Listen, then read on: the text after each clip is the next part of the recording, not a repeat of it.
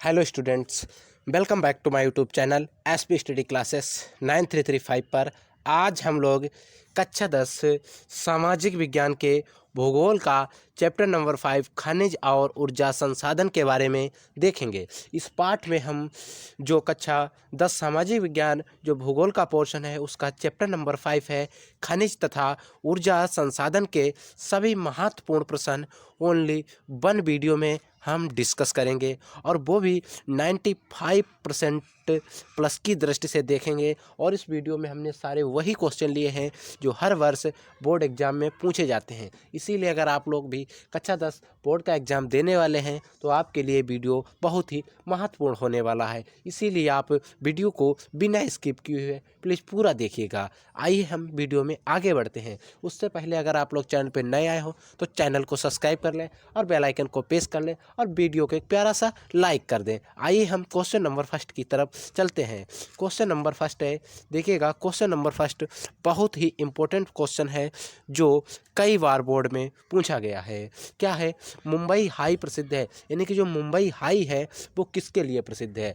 क्या तेल शोधक कारखानों के लिए प्रसिद्ध है, या फिल्मी सिटी के लिए प्रसिद्ध है, या गेटवे ऑफ इंडिया के लिए प्रसिद्ध है, या इनमें से कोई नहीं? देखिए जो मुंबई हाई सिटी है, जो मुंबई हाई प्रसिद्ध है वो प्रसिद्ध है किसके लिए? तेल शोधक कारखानों के लिए। ठीक है, next question number 2। Question number 2 है झरिया प्रसिद्ध है। इस प्रकार के प्रसिद्धि वाले क्वेश्चन बहुत ज़्यादा बोर्ड में आते हैं। देखिए झरिया किसके लिए प्रसिद्ध है? लौह अयस्क के लिए, या कोयले के लिए प्रसिद्ध है, या तांबा के लिए प्रसिद्ध है, या बॉक्साइट के लिए प्रसिद्ध है? हम आपको बता दें जो झरिया प्रसिद्ध है वो आपके कोयले के लिए प्रसिद्ध है बच्चों, कोयले के लिए। ठीक है, क्वेश्चन नंबर 3 क्या है? देखिएगा कि भारत में पवन ऊर्जा का विशाल केंद्र कहाँ स्थित है? जो भारत है, इंडिया है अपनी, वहाँ पर पवन ऊर्जा का विशाल केंद्र जो है वो कहाँ पर स्थित है? उत्तराखंड में है, तमिलनाडु में है, हिमाचल प्रदेश में है, या राजस्थान में है? हम आपको बता देते हैं कि जो भारत में पवन ऊर्जा का सबसे विशाल केंद्र स्थित है वो आपके तमिलनाडु में स्थित है। कहाँ पर स्थित है बच्चों? तमिलनाडु में। नेक्स्ट क्वेश्चन नंबर 4 देखते हैं। देखिए स्टूडेंट, क्वेश्चन नंबर 4 है, निम्नलिखित में से इस्पात बनाने के लिए खनिज का प्रयोग किया जाता है। इसमें से कौन सा ऐसा इस्पात खनिज है जो जिसका प्रयोग इस्पात बनाने में किया जाता है? अभ्रक का किया जाता है, मैग्नीज का किया जाता है, या तांबे का किया जाता है, या फिर बॉक्साइट का किया जाता है? देखिए जो अगर हम इस्पात बनाते हैं तो बनाने में जिस खनिज का प्रयोग किया जाता है उसका नाम है मैग्नीज। किसका बच्चों? मैग्नीज का। निम्न क्वेश्चन है, निम्नलिखित में से कौन सा गैर परंपरागत ऊर्जा स्रोत है? गैर परंपरागत, कोई परंपरागत का ऊर्जा का स्रोत नहीं, गैर परंपरागत ऊर्जा का स्रोत है। कोयला, पेट्रोलियम, सौर ऊर्जा, या प्राकृतिक गैसें? देखिए इसमें जो गैर ऊर्जा का जो परंपरागत ऊर्जा का स्रोत है वो है सौर ऊर्जा। कौन है बच्चों? सौर ऊर्जा।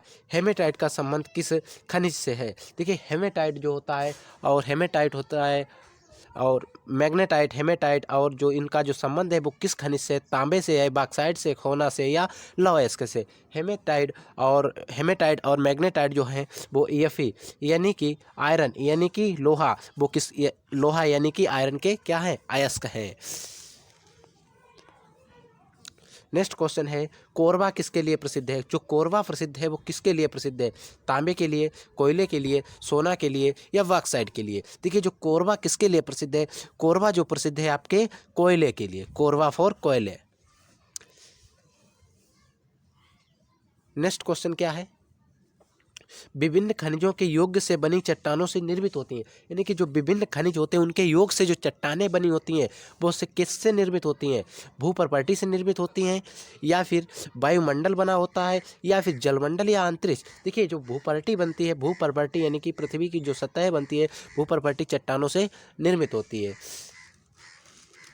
नेक्स्ट क्वेश्चन क्या है? सर्वोत्तम किसका लौह अयस्क है? सर्वोत्तम सबसे अच्छी किस्म का लौह अयस्क जो है वो कौन सा है? मैग्नेटाइट है, हेमेटाइट है, सिडेवार है, सिडेराइड है, या लिमोनाइट है? देखिए जो सबसे अच्छा किस्म का लौह अयस्क है, सबसे अच्छा जो लोहे का अयस्क है वो है मैग्नेटाइट, मैग्नेटाइट।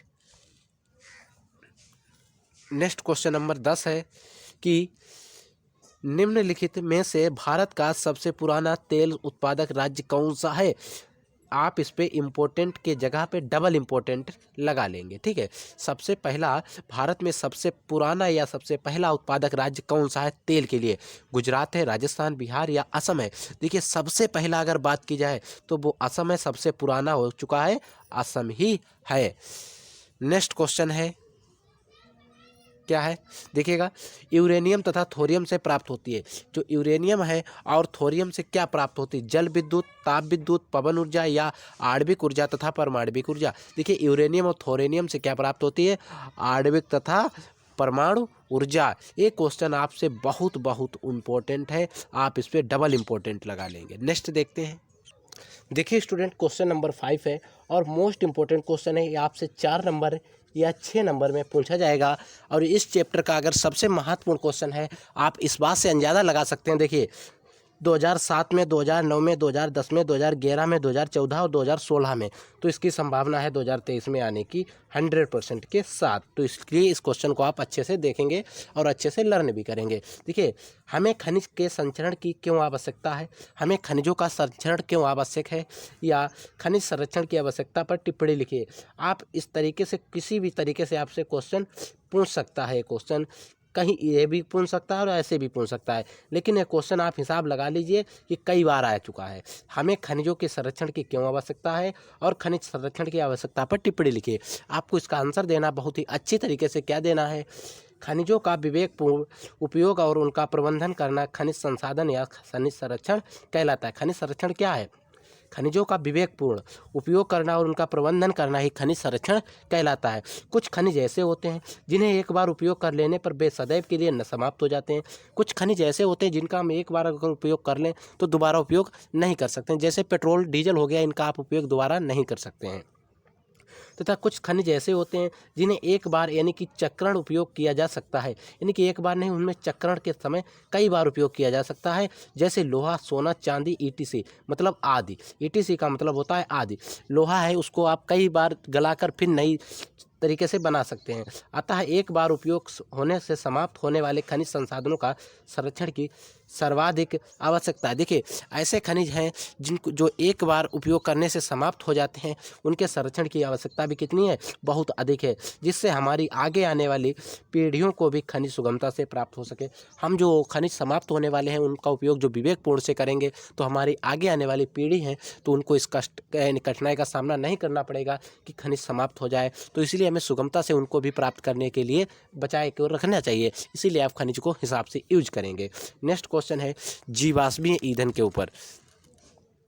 ये क्वेश्चन इंपॉर्टेंट है और इम्पोर्टेंट के दृष्टि से बहुत ही एग्जामिनर की भी दृष्टि से इम्पोर्टेंट है, इसीलिए आप इस पर भी इम्पोर्टेंट लगा लीजिए।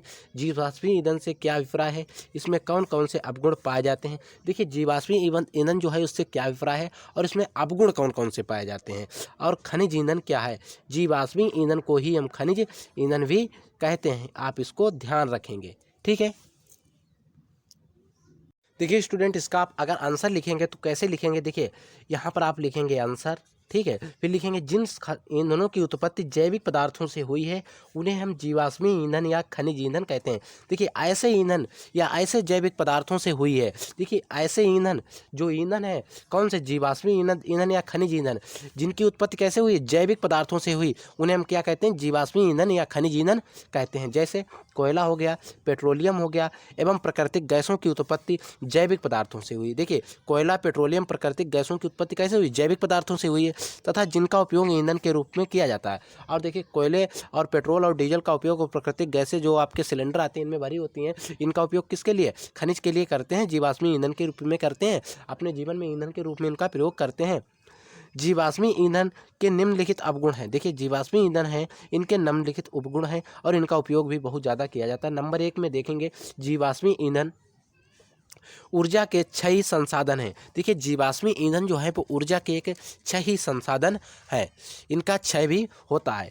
ऊर्जा के क्षयी संसाधन है अर्थात इनके भंडार कभी भी समाप्त हो सकते हैं, इनका क्षय भी होता है। देखिए आप अगर सिलेंडर में एक बार गैस भरा के लाते हैं तो उसमें ख़त्म हो जाती है, तो उसमें नई गैस भरी जाती है तो वो ख़त्म हो गई ना, तो एक समय ऐसा आएगा जब पूरी संपूर्ण जो है CNG LPG है, पेट्रोल डीजल है, सब समाप्त हो जाएगा तो हमें नहीं मिल पाएंगे, तो इनके भंडारण कभी भी समाप्त हो सकते हैं। नंबर 2 में लिखेंगे देखेंगे आप, जीवाश्मी ईंधन के उपयोग से राख, धुआं, गंदगी उत्पन्न होती है जिससे पर्यावरण प्रदूषण होता है। इन्वायरमेंटल यानी कि प्रदूषण होता है, यानी कि पर्यावरण प्रदूषण होता है। ठीक है, जीवाश्मी ईंधन है, इनके उपयोग से राख भी बनती है। ठीक है, कोयला जलाएंगे धुआं भी निकलता है, गंदगी उत्पन्न होती है जिससे क्या क्या होता है, पर्यावरण प्रदूषण होता है। नेक्स्ट देखिएगा 3 नंबर है, जिनका उपयोग एक बार करने के बाद उन्हें सदैव के लिए समाप्त हो जाते हैं। देखिए हमने आपको इसको पहले भी बताया है कि जिनका उपयोग हम एक बार कर लेते हैं और समाप्त हो जाते हैं उन्हें हम जीवाश्मी ईंधन कहते हैं। देखिए इनका उपयोग, अगर आप पेट्रोल का एक बार उपयोग कर लेते हैं, गाड़ी में अपने डला लेते हैं या बाइक में डला लेते हैं, तो उसके बाद में क्या उसका उपयोग दोबारा कर लेते हैं, वो सदैव के लिए समाप्त हो जाता है। ठीक है, तो एक बार उपयोग करने के बाद सदैव के लिए समाप्त हो जाते हैं। नेक्स्ट 4 नंबर देख लेंगे, इनके आवागमन में भारी व्यय करना पड़ता है। इनके जो आवागमन है उसमें भारी व्यय करना पड़ता है, परंतु इससे ताप शक्ति अधिक प्राप्त होती है। देखिए इसको आप गाड़ी में डाल लेंगे तो बहुत जल्दी पहुंच जाएंगे, तो इससे ताप शक्ति भी अधिक प्राप्त होती है। तो ये था डिस्क्रिप्शन वीडियो। अगर वीडियो अच्छा लगा तो वीडियो को लाइक करें, चैनल को सब्सक्राइब करें। हम मिलेंगे एक नए वीडियो में नए टॉपिक के साथ, तब तक के लिए जय हिंद।